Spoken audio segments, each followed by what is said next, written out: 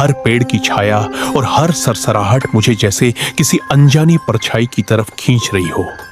उस समय मैंने देखा कि मीलों तक कोई इंसान नहीं था, बस झिंगुरों की आवाज और मेरी बैलगाड़ी के पहियों के घूमने की आवाज आ रही थी।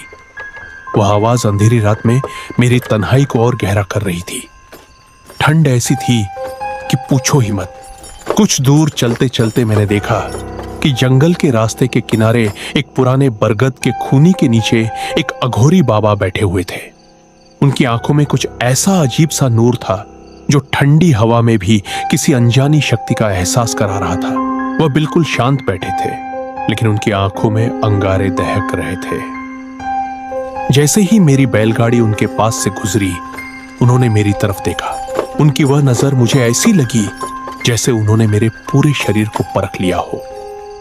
मेरा मन हुआ कि रुककर उन्हें प्रणाम करूं, लेकिन जवानी के घमंड और शहर की हवा में मैंने उन्हें नजरअंदाज कर दिया। मैंने सोचा, रात में ऐसे लोगों के मुंह कौन लगे।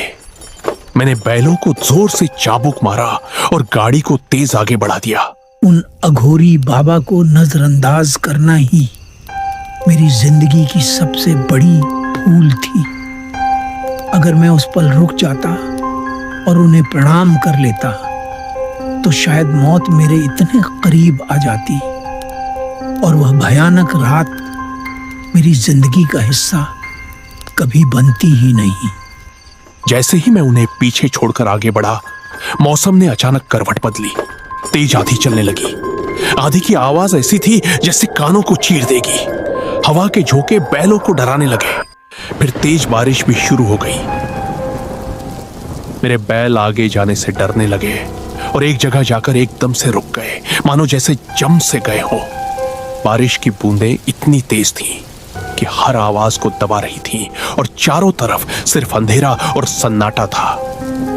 मैंने उन्हें बहुत कोशिश की आगे बढ़ाने की, मगर वो आगे नहीं बढ़े, मानो वो आगे बढ़ने से मना कर रहे हो। और वहीं दूसरी तरफ मेरे हाथ पैर भी ठंड की वजह से सुन्न हो रहे थे। हर कोशिश बेकार लग रही थी और मेरे दिल में एक अजीब सी बेचैनी धीरे धीरे पनपने लगी। और बारिश थी कि रुकने का नाम ही नहीं ले रही थी। तभी आसमान में जोरदार बिजली कड़की और उस रोशनी में मुझे थोड़ी दूर एक खंजर जैसा टूटा फूटा खंडहर दिखा। शायद किसी पुरानी हवेली का अवशेष था।